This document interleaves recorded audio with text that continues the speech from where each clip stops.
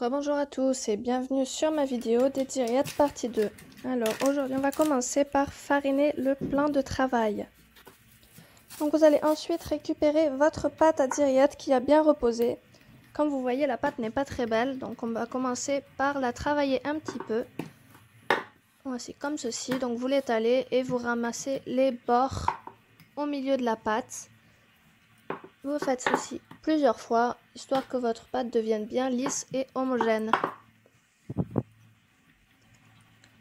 Ensuite, après, il va falloir étaler votre pâte le plus finement possible. Donc, utilisez, si vous avez, comme vous venez de voir sur la vidéo, une machine à pâte. Alors, moi, je n'en ai pas, malheureusement, j'ai dû le faire à la main. Si vous en avez une, ça vous évitera de passer un petit moment à étaler votre pâte.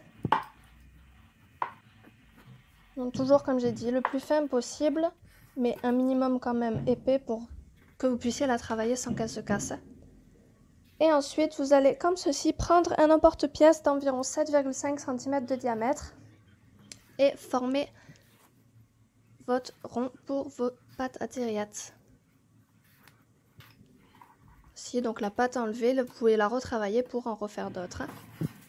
Et ensuite, vous allez sortir votre farce à direttes et commencer à faire des boulettes. Donc chaque boulette doit faire le même gramme. Donc environ, je dirais 20 à 25 grammes. Mais ça dépendra de la taille de votre emporte-pièce.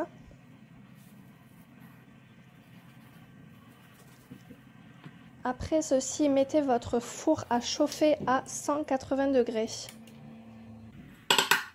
Une fois que toutes vos boulettes sont formées, vous allez prendre un œuf et récupérer seulement le blanc d'œuf.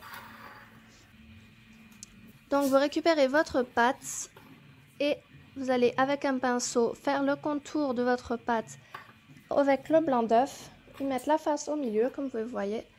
Et à l'aide d'un cure-dent, vous allez former votre dirette.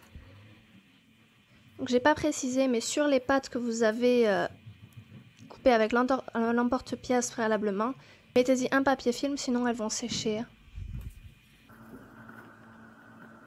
Voici comme vous voyez, vous pincez, vous récupérez un petit peu de la farce en même temps pour qu'elle tienne bien.